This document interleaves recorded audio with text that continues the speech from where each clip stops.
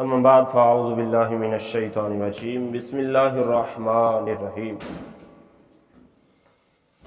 الم تر الی الذی حاج ابراہیم فی ربہ ان آتاہ اللہ الملک اذ قال ابراہیم ربی الذی یحیی ویمیت قال انا احیی وامیت قال ابراہیم فإن اللہ یأتی بالشمس من المشرق فأت بها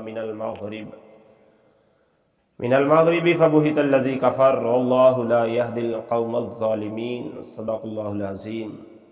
سورۃ البقرہ آیت نمبر 258 ہے۔ اللہ تعالیٰ فرماتے ہیں، اے محبوب کیا تم نے نہ دیکھا اسے جو ابراہیم علیہ السلام سے جھگڑا اس کے رب کے بارے میں، اس پر کہ اللہ نے اسے بادشاہی دی جب ابراہیم علیہ السلام نے کہا کہ میرا رب وہ ہے کہ وہ زندہ کرتا اور مارتا ہے، بولا میں بھی زندہ کرتا اور مارتا ہوں۔ ابراہیم علیہ السلام نے فرمایا تو اللہ سورج کو لاتا ہے مشرق سے، تو اس کو لے کے آ مغرب سے، تو ہوش اڑ گئے کافر کے، اور اللہ راہ نہیں دکھاتا ظالموں کو۔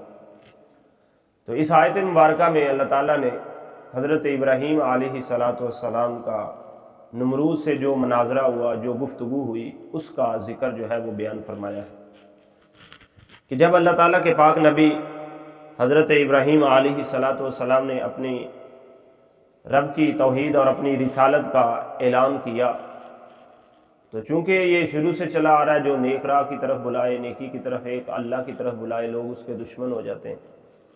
تو نمرود اس وقت کا بادشاہ تھا، اور وہ تو تمام روئے زمین کا بادشاہ تھا۔ تو جب حضرت ابراہیم علیہ السلام نے یہ اعلان فرمایا توحید و رسالت کا، تو وہ آپ کے مخالف ہو گیا۔ تو اس سے معلوم ہوا کہ حضرت ابراہیم علیہ السلام نے جو اس سے مناظرہ کیا، کفار سے مناظرہ کرنا یہ انبیاء کرام کی سنت ہے۔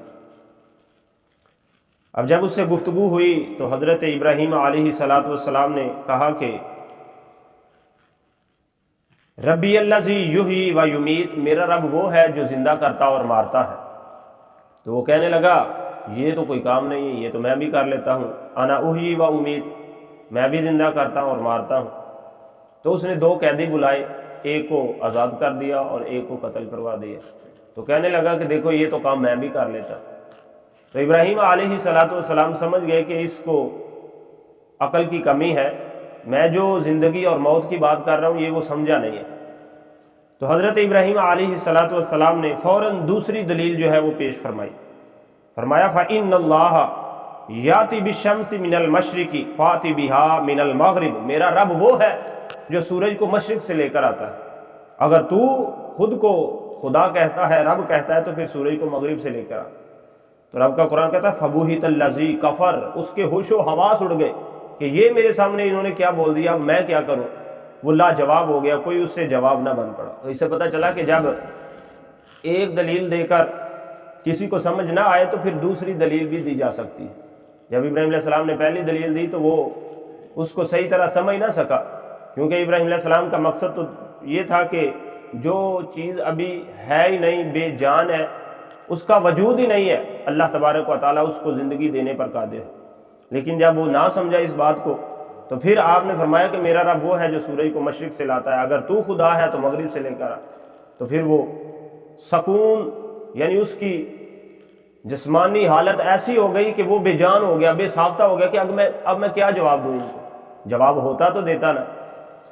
تو آگے اللہ تعالیٰ نے فرمایا واللہ لا یہدی القوم الظالمین، کہ اللہ ظالم قوم کو راہ نہیں دکھاتا، یعنی جو نیک راہ کی طرف چلنے کا ارادہ ہی نہ کرے، جو نیک راہ کی طرف آنے کا ارادہ ہی نہ کرے، اللہ تبارک و تعالیٰ اس کو ہدایت نہیں دیتا۔